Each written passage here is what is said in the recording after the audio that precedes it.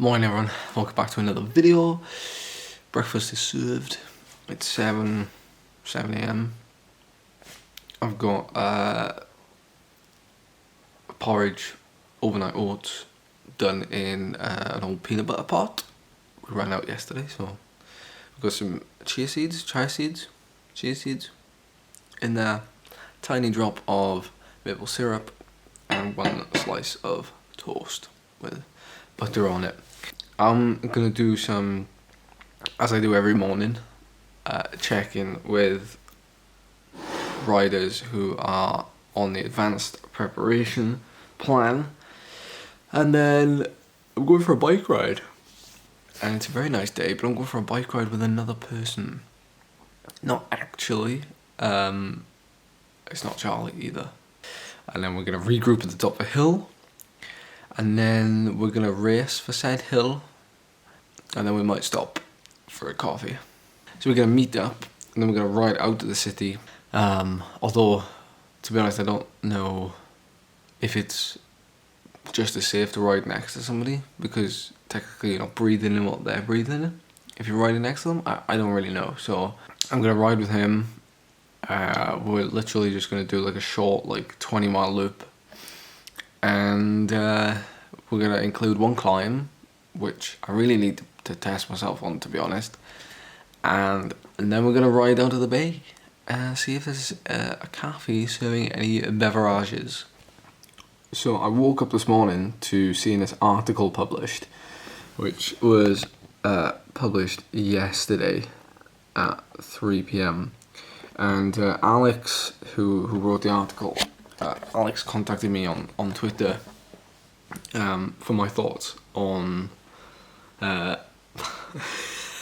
on Zwift racing, and I know like how well, not how controversial it is, but it almost seems like it's, if somebody doesn't like Zwift racing, or somebody doesn't like training on Zwift, or anything to do with Zwift or e-cycling, then it's very difficult to explain to them. But you know, the fact that I've been riding every day pretty much for the last 2 and a bit months on Zwift, whether it be racing, whether it be training, and pretty much live streaming every single bit of it, then I was quite happy that they came to me, to be honest. I saw this morning when I woke up, I saw that Cycling Weekly had posted it on Facebook, and Facebook is like a hive of activity in the comment section. When like Facebook's comment section now is starting to like blow up. It's starting to get like nuts when something comes out like this, and it's got quite a lot of like responses. People saying like, it's just about the person who can suffer the most. It's just about the person who can, like, you know, produce 6 watts per kilo for like the whole time. And it's like, really isn't. It just isn't. And like, the more if you've kind of humbled yourself enough to watch the Zwift live streams and to see me failing more often than winning, you'll understand how it works really, and how you can actually have fun with tactics. You know, obviously you have to be to a certain extent strong enough to be able to have fun, but you know, things like having like a 20 minute 6 watt per kilo, or you know, 15-second power of 15 watts per kilo, you know, that makes you competitive in pretty much every race. Obviously that's been quite raw in terms of the breakdown, but you know what I mean. You can pretty much get round if you have a high FTP, for example. But then that's the same, that goes pretty much the same for road racing outside. Like if you have a high enough FTP, you know, you'll get round, but you won't necessarily win. So, and the biggest difference, obviously, like, we shouldn't really compare them, like inside and outside, because they're two different things. But really, like, the physics outside are completely different to the physics inside on esports. The physics outside include, you know, you're riding along and you're actually being sucked along by a 150-man bunch. And that 150-man bunch would not explode if you went up a 2-minute climb. You know, you'd get people who would still get the benefit of a slight draft, but they'd be able to hang on for 2 minutes. Whereas in Zwift, it almost seems like if you lack just a slight bit of concentration on a 2-minute climb, and the gap goes to 6 meters, you're not going to close that 6 meters. So it's completely different. Most people know actually that we're going to be moving away from Cardiff soon, possibly within the next 10 days, maybe. As soon as we get the nod, really. We will have a room to set up the bikes, you know, have like the kicker permanently set up, away from everything. I'm not quite sure how big the room is. They have, so it was quite good actually, they had a virtual viewing. So basically just recorded, you know, they walked you through, they like uploaded the video and sent it to you. But the place looks really good. And the rooms, the kitchen, dining space is fairly big. But obviously I don't want to take up that space with the kicker, for good reason. But then you've got the 2 other rooms. One of them's the bedroom, obviously. Another one can be used as a bedroom, but probably be used as like a storage come Zwift room, or gym room, or, you know, something like that. So if any of you guys have ideas, things that make your life easier, I've already ordered things like USB extension cable, just so I can get that ampler stick closer to the kicker.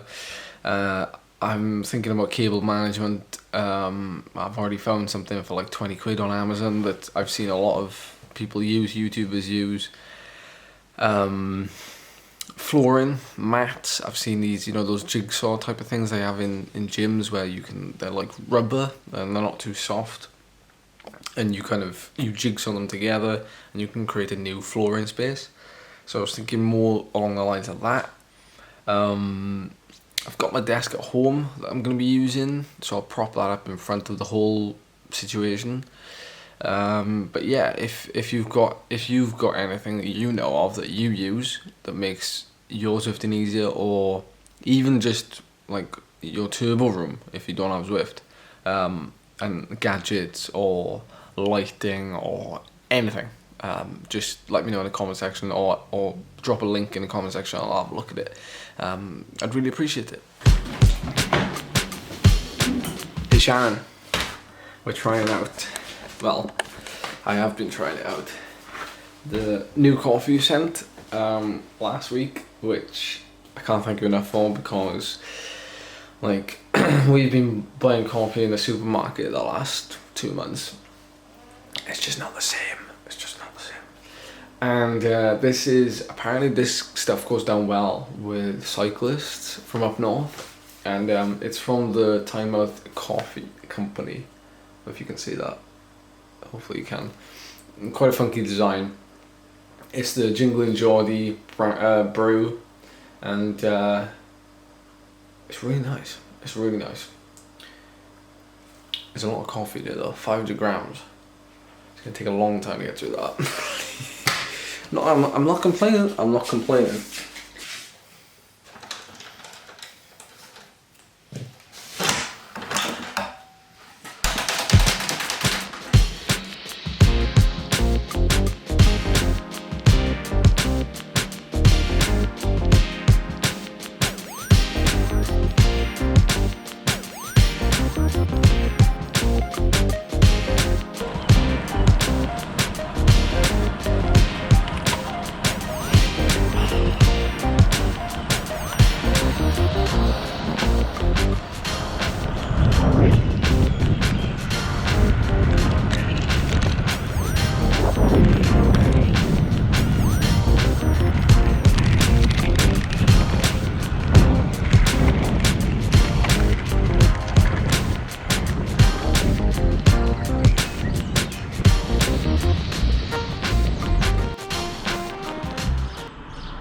Just stopped off for a quick photo. This is Saint Piran, which is I don't know, it's probably the quickest way out of Cardiff from the west side if you're heading west. We used to come on school trips here. It's I think it's Elizabethan, from that era, Saint Piran. It's kind of based on like the farms, the way of life back then. And to be fair, I've not stopped here since, well, I've always ridden past it and never realised it was here. It's one of those things where, like, years ago when you were young, you know, you never even remember where stuff was. But it's a pretty cool museum just outside of Cardiff. It's one of these places that you have to come and experience and feel for yourself. And I think there's some places in there as well that, like, you go into, like, the certain, like, shacks or huts, whatever you want to call them, which are technically the homes, the houses that the people used to live in back in that era. And the smells are there. Like, there's like models there. You know, there's people there walking around wearing the same clothing they would have worn then, and it's really, really surreal, to be honest. It's just dawned on me actually that all of you new subscribers, you've probably never seen me outside on a bike before. So yeah, this is me outside on a bike. We ride Colnago concept because we ride for Saint Piran on the road. And it's a pretty nice bike. It's a pretty nice bike. It's probably one of the most aggressive feeling bikes I've ever had under me. I've ridden quite a few bike brands, to be fair. Most of them have been, you know, the well-known brands, but I've never ridden a Colnago until now. As a hill climber, it doesn't climb as well. It doesn't feel as good on climbs. So this is the route that we rode yesterday that I forgot to bring you guys on. Me and Owen did a ride yesterday, and it's 15 minutes before you get out of the city. You've got fields everywhere, quite a quiet main road.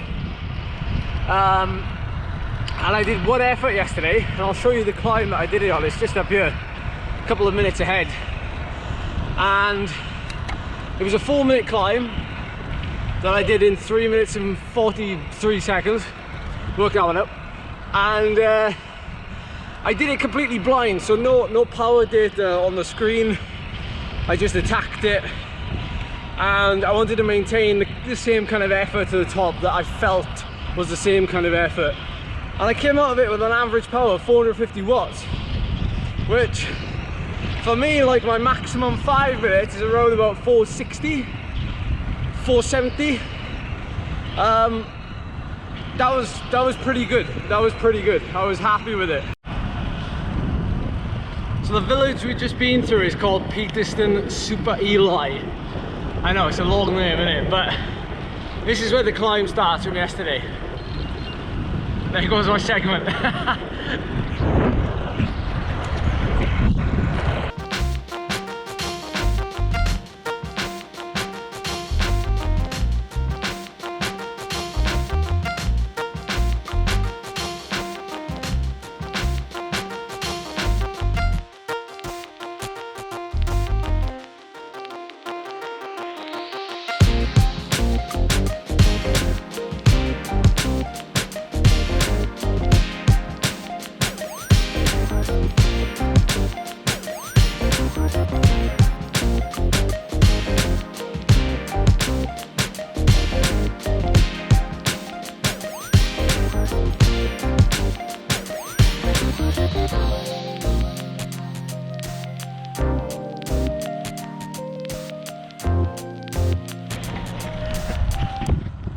And that's it. I had to hold the camera the whole way then. So something I was a little bit worried about going into that effort yesterday was how my body would respond to a near maximal effort outside for the first time. And it gave me good feedback, and a lot better than I thought it would be. You know, something I've definitely picked up on from riding indoors this whole time is that actually I'm incredibly efficient, and not so much, you know, the efficiency isn't necessarily correlating to the numbers or anything like that, which is quite scientific in a way. It's more based on my perceived exertion, and I'm looking at the power numbers, and I can see that my power is, you know, at 250 watts, 300 watts. And when I'm riding at that, it just does not correspond. It does not feel like that, and my legs are saying something else. I know this is quite old school, but sometimes you have to go a little bit old school when you read into these things, and I definitely don't feel like, I feel just very efficient in my pedal stroke, and the fact that you're constantly pedaling indoors and all the Zwift racing where you're riding at kind of, you know, for me most of the time upper zone 2, you know, anywhere around 250 watts. I just think it's all added up. Could be here a while. I was gonna say it's a nice way to finish the ride with a bit of scenery, but well, there's not much to see. Here we go. Give it 5 minutes.